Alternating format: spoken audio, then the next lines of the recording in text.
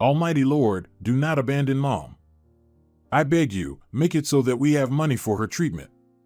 Let her regain her good eyesight. Let her enjoy the flowers she loves so much and be able to work and sometimes even draw. Do not plunge her into darkness. Help us. I know you can do anything in this world. Rita crossed herself and kissed the small icon standing on her bedside table. The girl climbed into bed and almost immediately fell asleep. She had an incredible dream. She stood in white clothing, barefoot on a hill somewhere, singing. Her voice sounded pure and loud, and there were people near the hill, many people. They all clapped and threw flowers and soft toys at her. Rita's heart sang too, and a sweet warmth spread through her body, like thick jelly filling her entire being. Suddenly the girl saw her mom. She stood far from the hill, waving happily to her daughter. She saw her very well. Looking into her mother's eyes, Rita saw them shining with happiness. And then young Rita sang even louder, even clearer. Her voice soared above the earth, and then suddenly became mixed with some chirping. Alarm clock. Time to get up and get ready for school. Rita stretched. There was still a pleasant warmth in her body, like in that wonderful dream. I will sing in the square and earn money for Mom's treatment, Rita firmly decided, getting out from under the covers. At school, Rita couldn't concentrate. She was not thinking about lessons at all, but about how she would go to the square by the shopping center today and sing the most touching songs so that passers-by would shed tears. Then they would quickly fill her metal box from under the cookies, in which she had been keeping various girly things since childhood. Rita Torres. What are you thinking about today? Senora Diaz, the Spanish teacher, asked sternly. I'm sorry, the girl said, rising from her seat and lowering her eyes. My head has been hurting since this morning. Maybe you should see a doctor? No, everything's fine. Rita slumped back into her chair and took a pen in her hand, ready to write down what the teacher dictated. Rita returned home. Mom was sitting in the kitchen, peeling vegetables. Hi, Mommy. The girl kissed her mother on the cheek. Hello, my sunshine. How was school? Everything's fine, Mom. Let me help you with the vegetables. How are your eyes today? Baby, I'm sorry for causing you so much trouble. Milena said sadly. What will happen to us when I go completely blind? Don't even think about it. You won't go blind. We'll have money for your treatment soon, and you'll see this world again in all its colors and details. I promise you. Mother just smiled. What a glorious daughter heaven had given her. What could Milena see in detail? Their meager life? She hated herself for how everything turned out in her life. She couldn't give her daughter anything. She didn't dare move to the capital, not even to a bigger city. She spent many years working at the local library. And now she had to quit altogether. Her eyesight worsened every day. Expensive treatment was needed. But where to find this money? The two of them in the whole wide world could only rely on themselves and each other. Milena blamed herself for becoming a burden to Rita, and she hadn't even turned 16 yet. She needed to live and be happy. But what could a girl be happy about when she has a blind mother on her hands? Milena constantly thought about what she could do, how to earn at least some crumbs to survive, but so far nothing had come to her mind. In the evening, Rita put on her favorite sundress and took a cookie box with her. It was a gift from a kind donor named Rosa, whom her mother had cared for several years.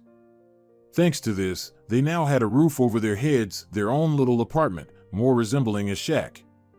But it was a home, their home. Before that, Milena and little Rita had constantly moved from one rented room to another. There was no opportunity to afford better accommodation. There weren't many people in the square. It was a weekday, and it had already rained several times. Rita stood near the shopping center, placed the box at her feet, and froze. It was scary to sing like this, in plain view of everyone. But her mom urgently needed treatment. There was no time to waste. And Rita started to sing, softly at first, then louder and more confidently. Rita stopped noticing what was happening around her. It was always like this when the girl sang, especially if the song resonated in her soul and heart, and there were many such songs. Onlookers began to approach. They enjoyed listening to the young beauty sing, but no one rushed to drop even a single coin into the box. Rita sang only 3 songs. And then suddenly, a security guard from the shopping center approached. "What's this gathering here?" he asked sternly. "And you, young talent, better go home, or I'll report you to your parents." "I'm not doing anything wrong," Rita replied quietly. "I just really need money." "Ask your father if you need a new lipstick," the guard sneered, staring at her with his piggy eyes. "Go on, or you'll deal with the police." The crowd dispersed. Rita picked up her empty box and trudged home. But something stopped her. The girl turned towards the river. There was a platform right on the shore where young people usually gathered. It was almost empty that evening. Rita settled under a spreading tree and started singing again. Couples began to pay attention to the young singer. Someone even threw some change into the box. Girls hurried to lead their boyfriends away from this beauty with the lovely voice. Since early childhood, Rita adored singing. At first, it was children's songs from cartoons, then adult ones she heard on the radio or TV. "You have the voice of an angel," Milena would say, willing to listen to her daughter for hours. "A great future awaits you." But the future was in no hurry to come, or rather, it was coming, but somehow not great and beautiful, but gray and mundane, sometimes even hungry. That evening, Rita earned barely €1. It was pitifully little. What did she hope for? This wasn't the capital, where there were many art enthusiasts. But at least here, no one dared to chase the girl away. Rita went home through the church. She threw a few coins into the donation box. The girl crossed herself, said a quick prayer, and headed home. She decided not to tell her mother anything for now. Since then, Rita started coming to the riverbank every day. Sometimes she managed to earn something, but it seemed like she would have to walk for at least 20 years to save up for her mom's treatment. On that day, Rita realized she needed to find a job. Any job that paid. Even if it was hard. She would manage. She had to manage for the sake of her mother, so she could see, not sink into eternal darkness. "I'll sing one last time, and then I'm done," the girl murmured to herself and sang the song her mother loved to madness. The girl's voice echoed along the shore, carried by the wind. There was always good acoustics on the river. Only the last chorus remained. "I miss you. Like violets miss the rain. You were given to me by fate. So said the fortune teller. So said the fortune teller." As Rita bent down to pick up her box, she suddenly saw a man in an expensive business suit walking straight towards her. Was he going to chase her away? Well, she didn't care anymore. She wouldn't come back here anyway. Rita straightened up, ready to leave. "Wait," the stranger raised his hand. "You have the voice of an angel. It's the best I've heard. Your voice should be heard all over the world." "Thank you, sir," Rita smiled. "But I don't need that. I need something completely different." "What?" "Never mind. It's my problem, and I doubt I can solve it," the girl sighed sadly. "You know, sometimes it's better not to keep it to yourself, but to let it out. Who knows, maybe I can help you with something. And you can definitely help me." "Me?" Rita was surprised. "Yes, you. If you agree to sing in my bar. Though, you're still a young girl," he scratched his chin thoughtfully. "Are you willing to hire me?" Rita almost choked with joy. "Then I can save up for treatment." "What treatment? Are you sick?" "No, not me, my mother. She's losing her sight rapidly, and the treatment costs a lot of money. I told you, it's better not to keep it to yourself. Do you know, young talent, that my uncle is a great microsurgeon working in the capital?" "Well, that's great, of course, but it doesn't change anything. Where am I supposed to find the money for this treatment? Tell me, can you sing different songs?" Not just this wonderful lyrical one, but also, for example, lively or sad ones. I can, the girl said confidently. Listen to this. You know nothing about me. And you don't need to know at all. What I dream about awake and in my dreams. While you dance so passionately. Bravo, the stranger clapped his hands. Give me something else. Rita tossed her hair, tied it into a ponytail with the elastic on her wrist, and sang again. I won't give up anything for you. And don't ask my hand from my mother. Only music, forever my love. I don't have time to spin romances. And this one is very sad. My mom always starts crying when I sing it, Rita said, as if emerging from the depths into which she was sinking with each song. The girl lowered her voice. Don't die, my dream. Don't fade away, hope. Life will never be as it used to be. I'll light a lamp now, in front of the ancient icon. I can understand everything in life, but not treason. But not cheating, not cheating, not cheating. Rita resembled a nymph. What's your name? Asked the grateful listener. Rita. So, are you hiring me? Her face lit up with a bright smile. You'll blow up the bar, Rita. In a month, people will come from the capital just to have a beer and listen to that wonderful voice of yours. The man hesitated. But, am I not suitable after all? Rita looked sadly at her interlocutor. It's not that. You're so young. Don't worry about that. You know, when I put on makeup, I look 20. You're amazing. I can't miss such a chance. I'll personally take your mom to the clinic, and I'll take care of your uncle. Just keep singing. Do you know the bar in sight? Of course. We don't have many places like that here, especially with such a nice name. And I love its tiled roof. It reminds me of a fairy tale house.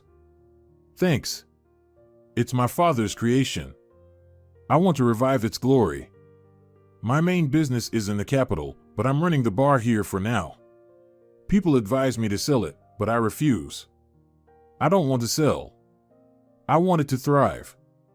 Can you imagine how magical my little bar will become when you sing within its walls? It'll be amazing. I'm ready. Tell me what to do. First, I need to talk to your mom. No. Not that. My mom absolutely can't get nervous. Then how will she get treatment? I don't know. We need to come up with something. Tell her you're from social services. And it's like a promotion. Or whatever it's called. Anyway, tell her she'll get treatment for free. You're so grown up. I wish my daughter grew up like you. All right. It'll be social services. Let's do it tomorrow. After 3. Give me your address, the man said, taking out his phone. Rita dictated her home address. By the way, my name is Alberto. And this is for you. He handed the girl a 50-euro note. Rita stared at him wide-eyed. Take it, my girl, take it. You gave me a few moments of incredible happiness when you sang. It's worth a lot. Thank you. Rita said with feeling, hastily putting the banknote into her tin box. I'll be waiting for you tomorrow. I'll tell my mom that social services should come. I hope everything works out. It will, Rita. It will work out for you, he snapped his fingers. See you tomorrow, Siren. See you tomorrow. Rita hurriedly ran home, then stopped and decided to run into the store for her mom's favorite coconut candies. Mama, I brought you something tasty. Rita shouted from the doorway. Her mother didn't respond. Rita felt a knot of worry forming in her stomach. She entered the small kitchen. Her mom sat at the table, her head resting on her hand. Rita, where have you been? Oh, I was just. Mom, it doesn't matter.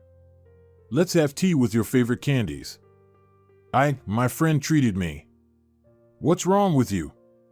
Are you in pain? As always, sweetheart. Milena rubbed her nose. Head and eyes, right? Her mother murmured almost inaudibly. We're out of painkillers. Mama, let me massage your head instead. It'll help you relax, and the pain will ease. My wonderful girl. Tears rolled down Milena's cheeks. You deserve a better mother, a better life. Mom, stop it. What are you talking about? I don't need another mom. You're the best mom in the world. And don't you dare get gloomy. We'll beat this strange illness of yours soon.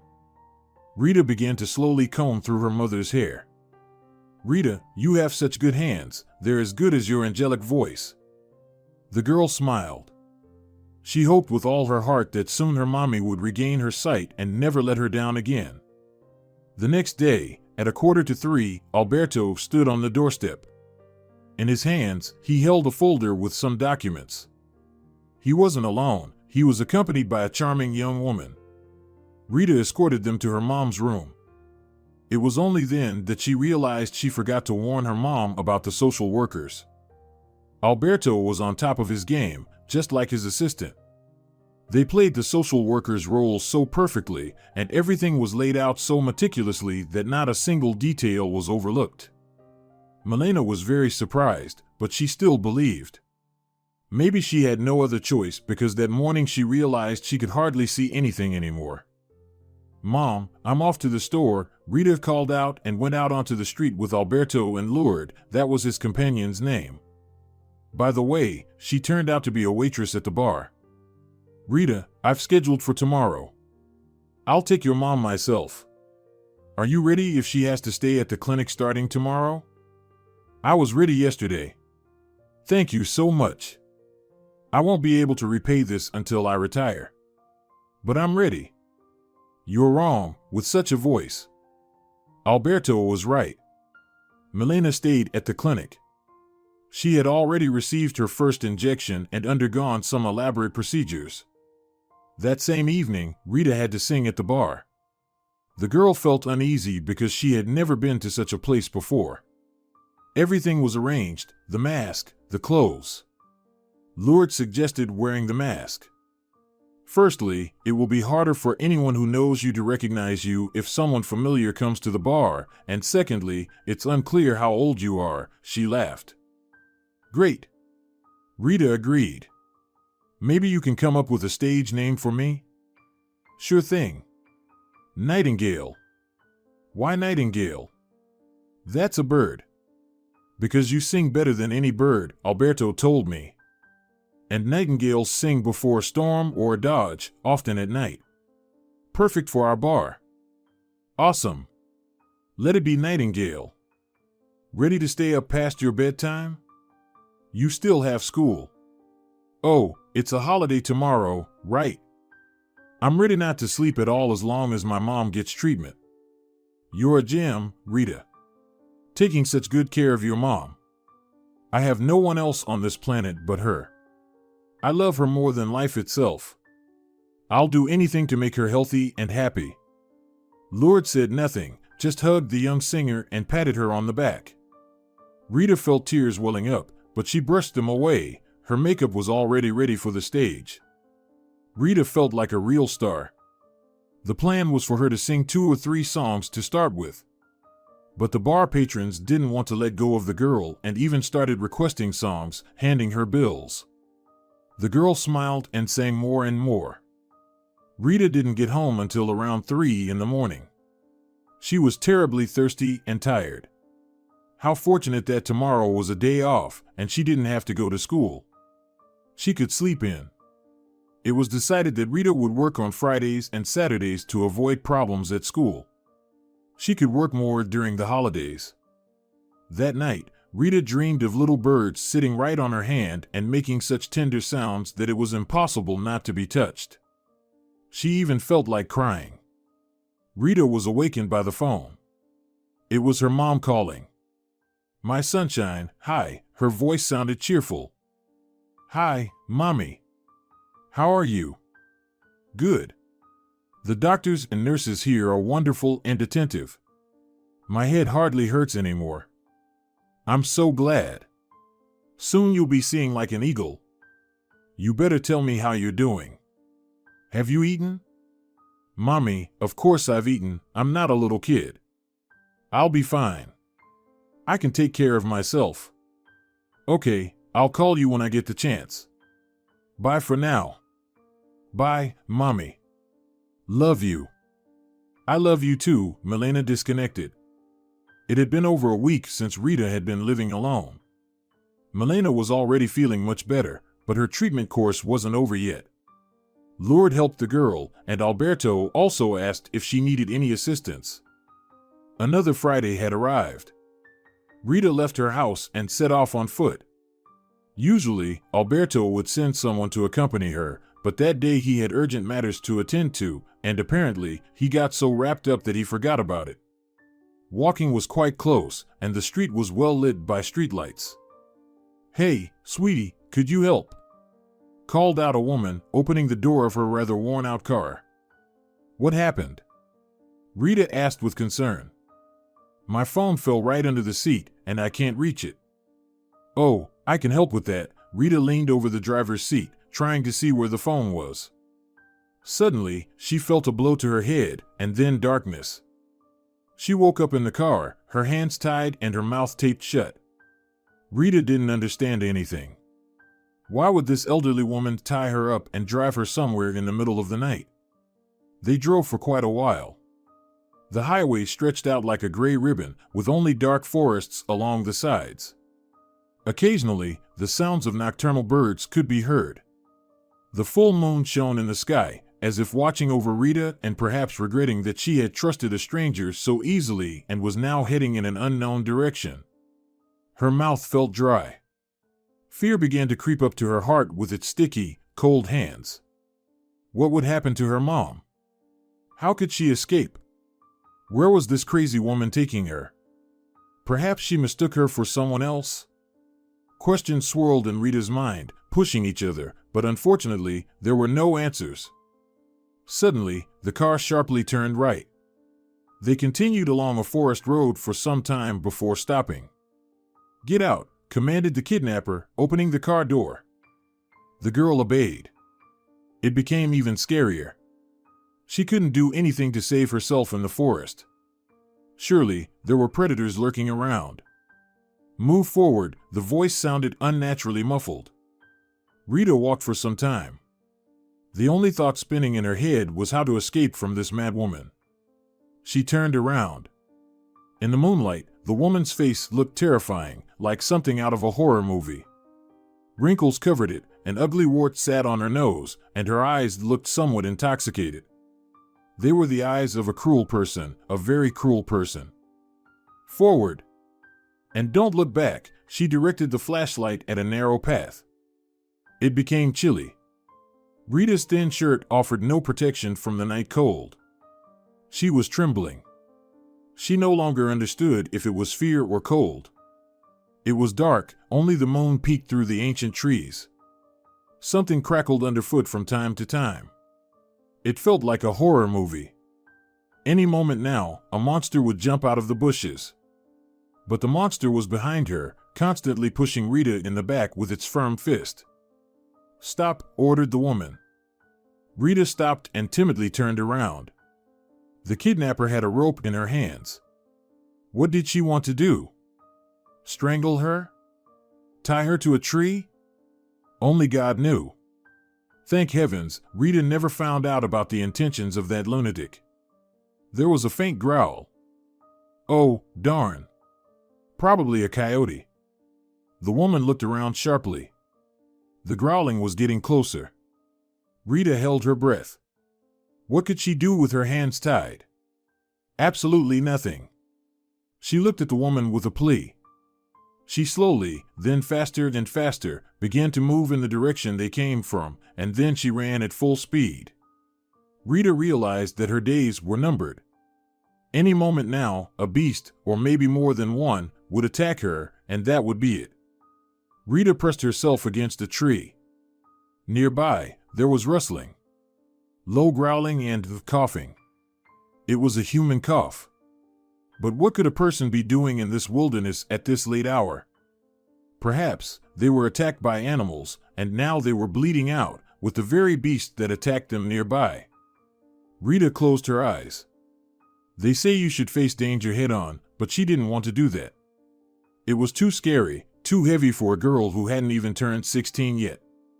Suddenly, the bushes parted, and someone dashed straight towards her.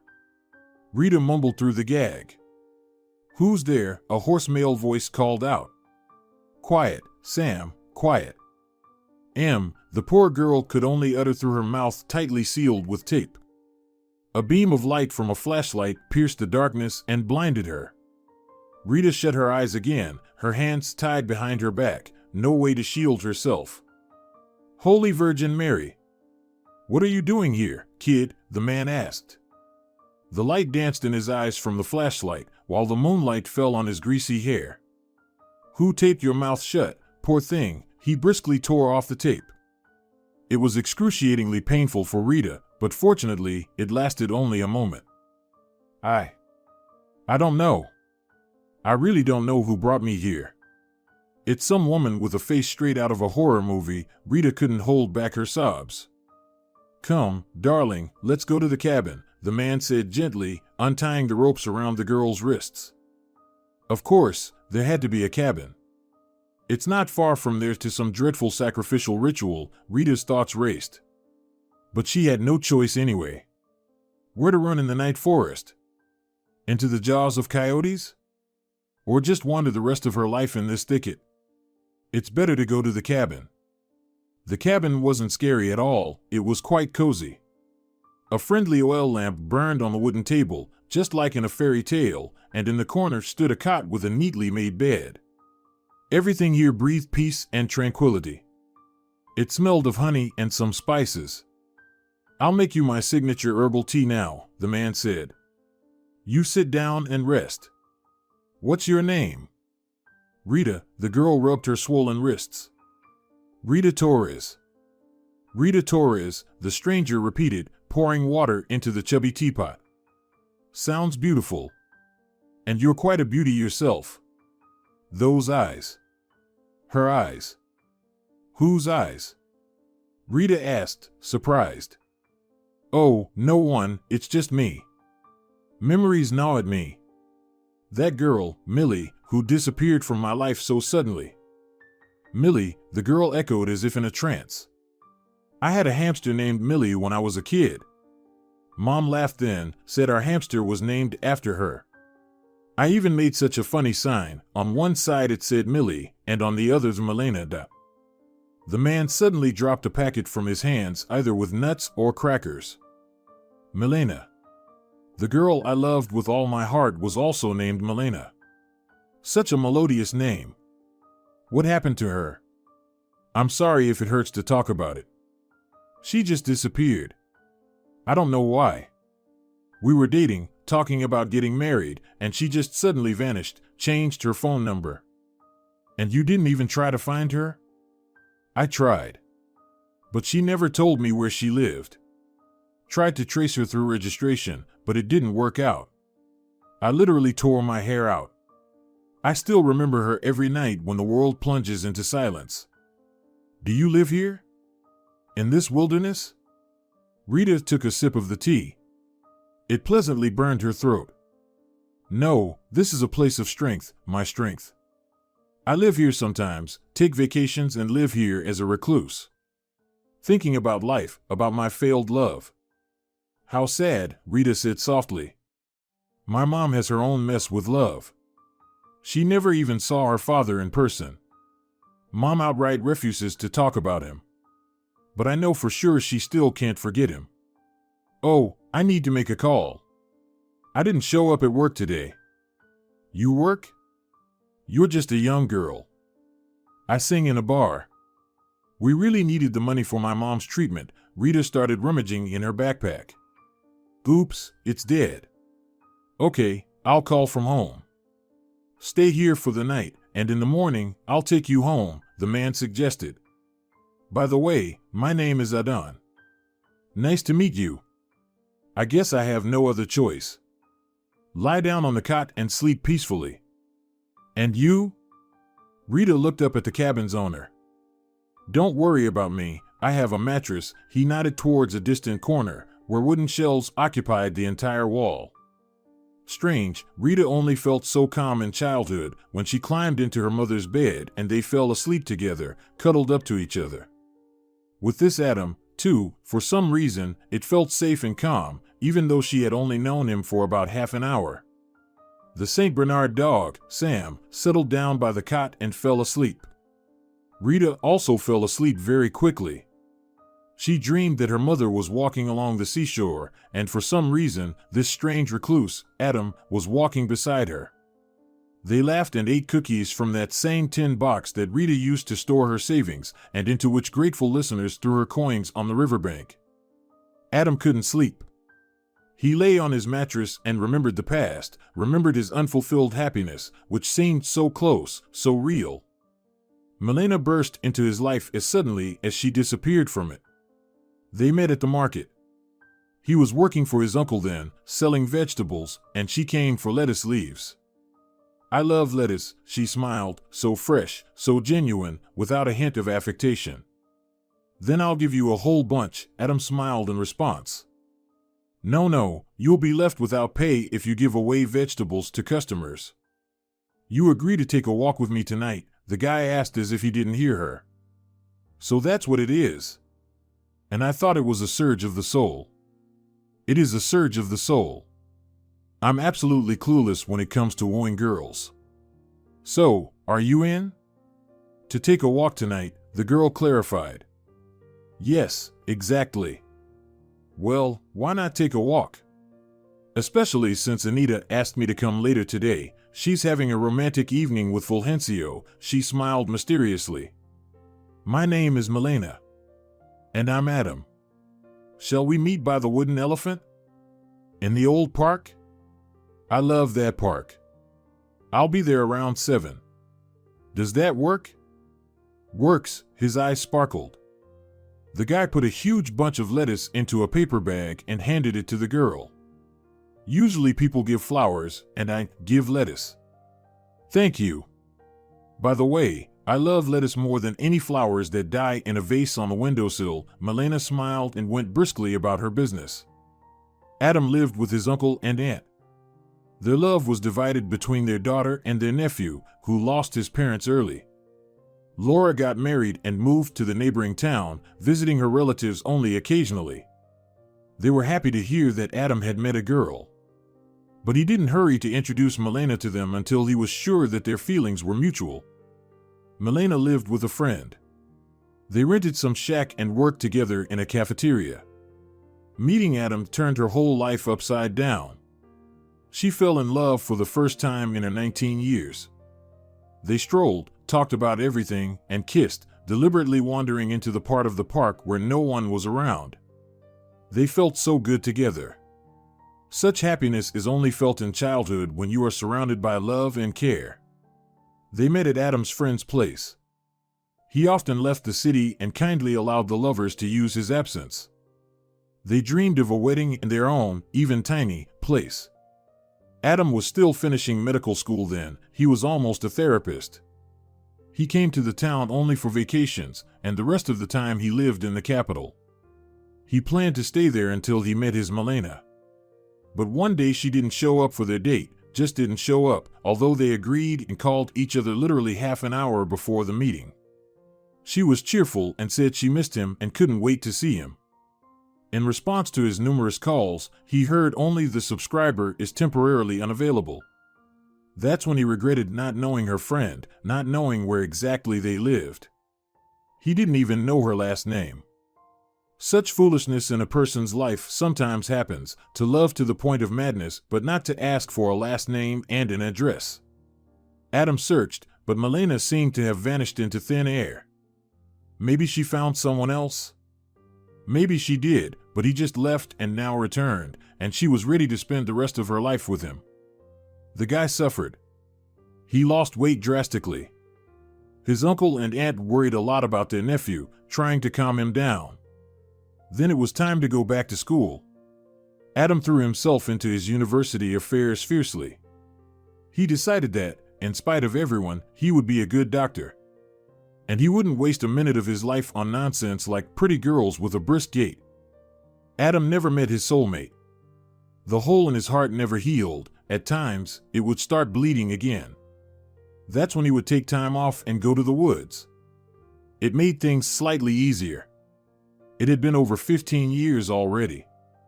Adam had turned into a hardened bachelor. It's tough living alone after all. And Milena? What happened to her? How did her life turn out? Adam had no answer to that question. Nor could he. They had drifted apart like specks on a seashore. But he never stopped thinking about that nymph who had captured his heart forever.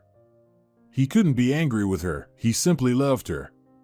He himself didn't understand anymore whether he loved her or just the memories of those happy weeks, only them, from that summer. Rita was woken up by Sam, who nudged her nose right into her cheek. She opened her eyes, the dog wagged its tail, and licked her nose. "You're so sweet, Sam," the girl said and stroked him on his big furry head. "Good morning." Adam entered the cabin. "How did you sleep?" "Good morning," Rita replied. "Just like in childhood when Miss Rosa was still alive, and we lived with her while Mom took care of her and her place. She left us her apartment in her will. We still live there." "That's good. I'm glad. The forest takes away all our worries." Adam suppressed a sigh. "So, shall we have some tea and then leave?" "Yes, I'm ready now." The wash basin is behind the cabin. There's a toilet there too. Adam stepped out of the cabin. Sam followed. "How's your mom?" suddenly asked Adam as they were driving along the road. "You mentioned she needed treatment." "She started losing her vision suddenly. The doctor said it can happen from extreme stress. Blood vessels narrow. I don't understand much about it, but something like that. The treatment is expensive. Let me help you guys. I'm a doctor too, although I don't specialize in eyes, but..." "Thank you," Rita looked at Adam gratefully. "She's already undergoing treatment, that's why I sing at Alberto's bar. It's called Insight. Do you know it?" "Insight? Isn't that the one with a little fountain with lights nearby?" "Yes, that's the one. That's where I sing on Fridays and Saturdays." "Do you sing well?" "People like it," Rita replied evasively. "Now I know where to go to enjoy the singing of a lovely beauty." Adam smiled and turned towards Rita's home. Rita was about to leave when Adam handed her his business card. "Just in case," he said shortly. Lourdes was standing by the entrance. "Rita, Virgin Mary, where have you been? What's going on?" "Alberto is going crazy. He's wringing out every bit of soul from Bianca. And her mother is threatening to kill herself." The girl was literally shaking from excitement. "Who is Bianca?" Rita hugged her, waving goodbye to Adam at the same time. "Let's go to your place. We need to call Alberto before he kills her. Can you finally explain who Bianca is and why Alberto is going to kill her mother?" Rita couldn't take it anymore. Life resembled some kind of thriller. Bianca used to work at the bar before Rita. She sang too. Of course, her singing couldn't compare to Rita's, but Alberto kept her around for lack of better options. The girl fell ill a few days before Alberto's meeting with Rita. He almost immediately informed her that he no longer needed Bianca's services and paid her something like severance pay.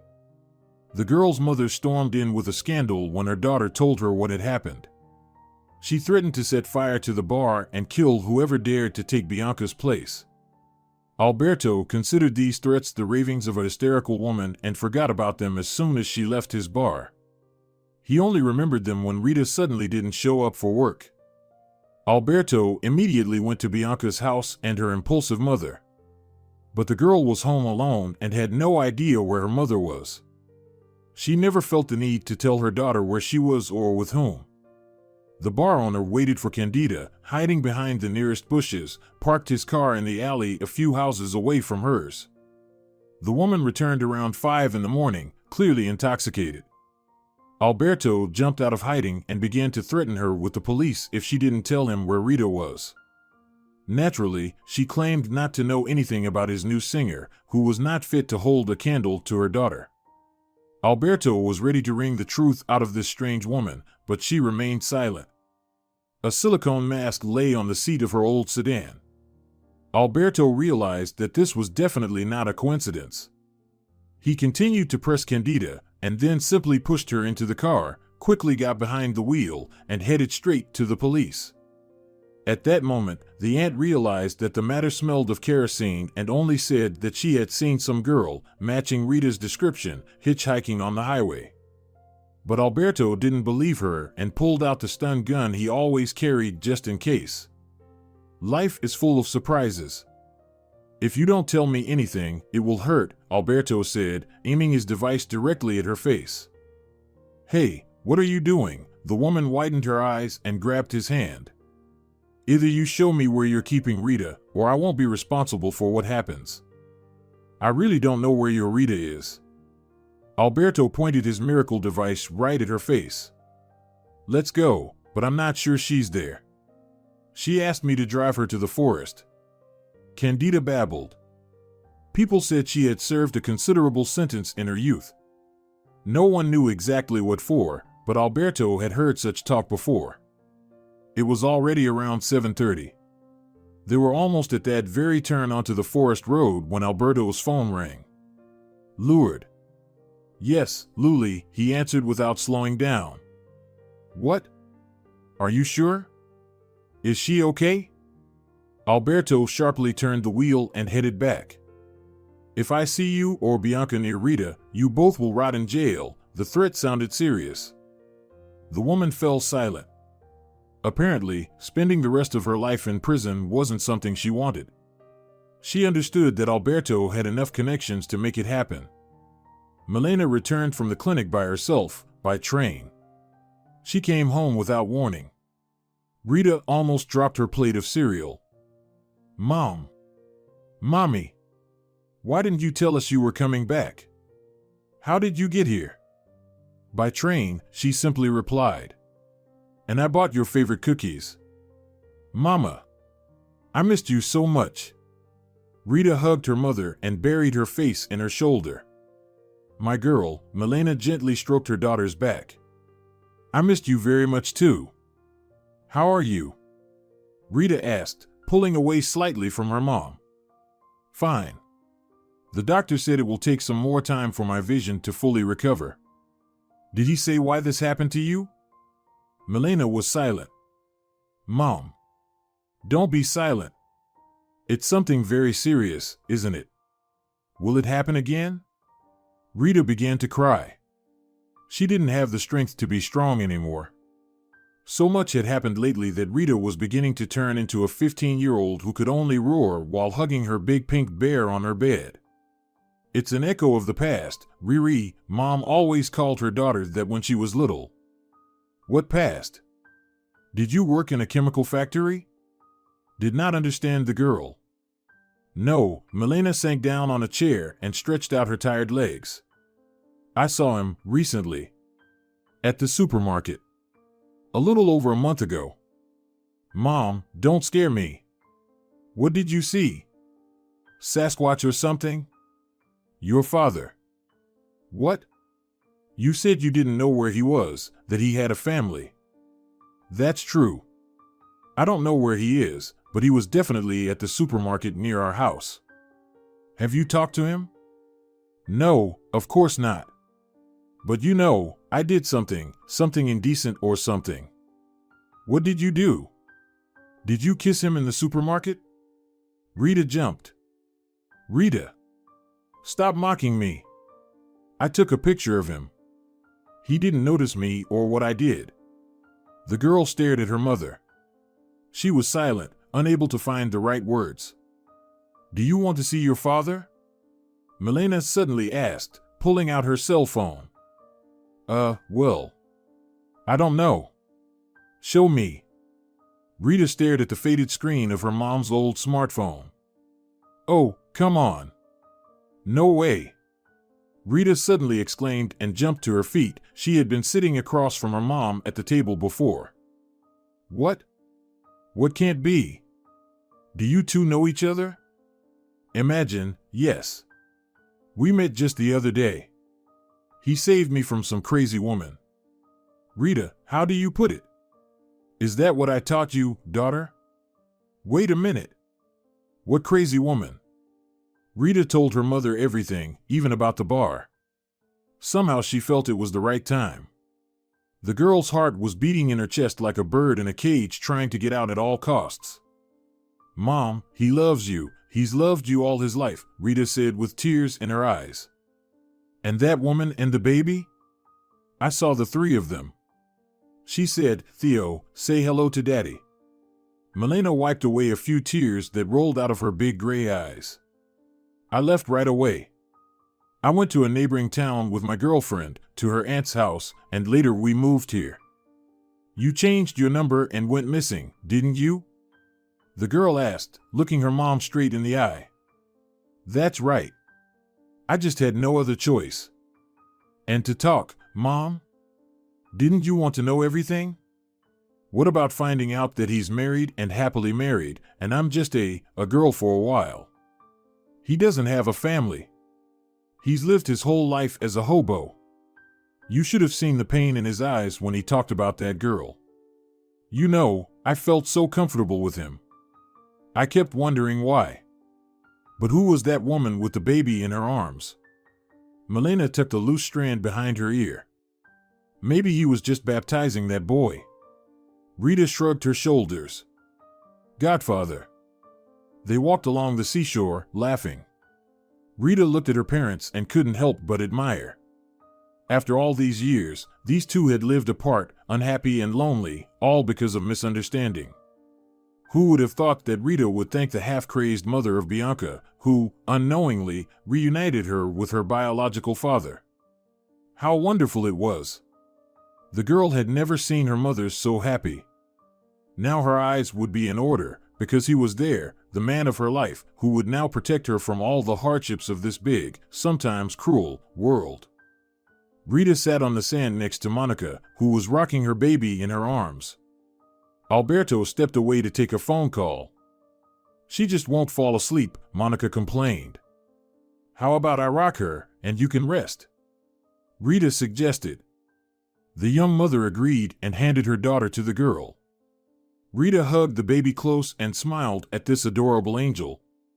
I'll sing you a lullaby that my mom used to sing to me when I was little, and you'll fall asleep, Rita said affectionately. In a soft voice, she sang. The wax of the candle melts quietly. It's already night outside. Sleep, my beauty. My gift from heaven, my daughter. The gentle wind rustles the curtain. Softly. The golden poppy flower. My baby sleeps. Your angel will take the silvery cobweb. With love he'll weave. Pure love, into your sleep. The firmament will illuminate with its radiance. A star will shine. May it guard the tender sleep of little children. May it guard the tender sleep of little children. God, I could listen to you for hours, Monica whispered softly, taking her daughter back from Rita and placing her in the stroller. She's finally asleep, and I've been trying for 20 minutes. Rita smiled. The future looked brighter. It was decided she would enroll in the conservatory. Her parents were fully supportive. The sea air refreshed, carrying away all worries and troubles, while the sea brought from afar a sense of joy and incredible happiness. Dear viewers, if you enjoyed the story, please support the video by liking it and leaving a comment. Thank you very much.